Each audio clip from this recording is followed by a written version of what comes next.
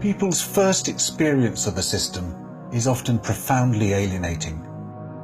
This isn't the fault of their teachers, but of the system itself, which assesses us for a particular kind of intelligence.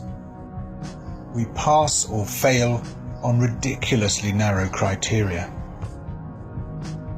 I was lucky at school because I had the kind of intelligence they were looking for: linear, analytical, hyperlexic. It was only after leaving school that I realized, in other respects, I was a complete dummy. I stumble over cognitive tasks that other people can perform in their sleep. I have a close friend who I see as a genius. He can listen to an engine, even on the phone, and tell you the problem is a particular bearing. He has a remarkable spatial navigational intelligence, and even professional mechanics wonder how on earth he can do it. But he was deemed a total failure at school. He was confronted with tests that didn't fit the way his mind worked. I expect you've come across plenty of people like this. People you know are bright, but they're bright in the wrong way. They're bright in the way that isn't being assessed. The truth is that there are lots of different intelligences, and we shouldn't be surprised. During the evolutionary phase of our history, a group of people will be more likely to survive if its different members saw the world in different ways.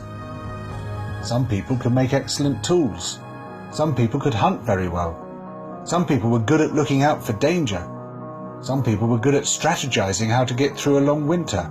Some people could tell the stories that would inform the next generation. We needed a load of different intelligences in order to survive.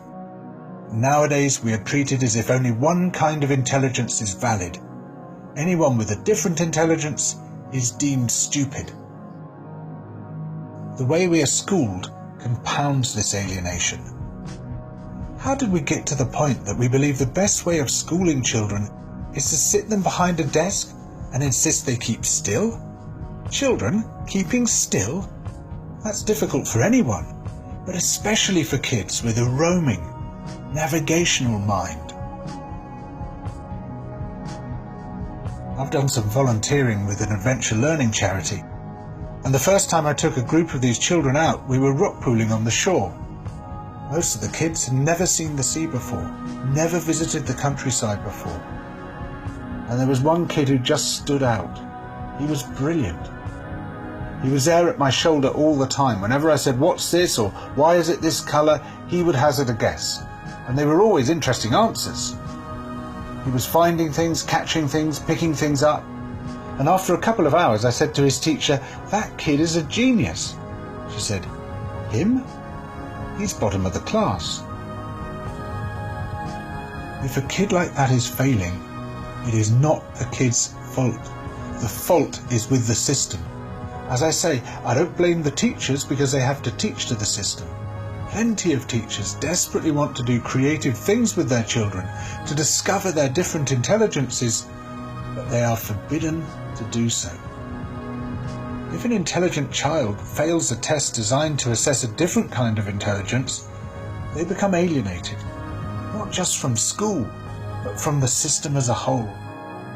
The danger is that they then become alienated from public life, alienated from society, eventually alienated from themselves.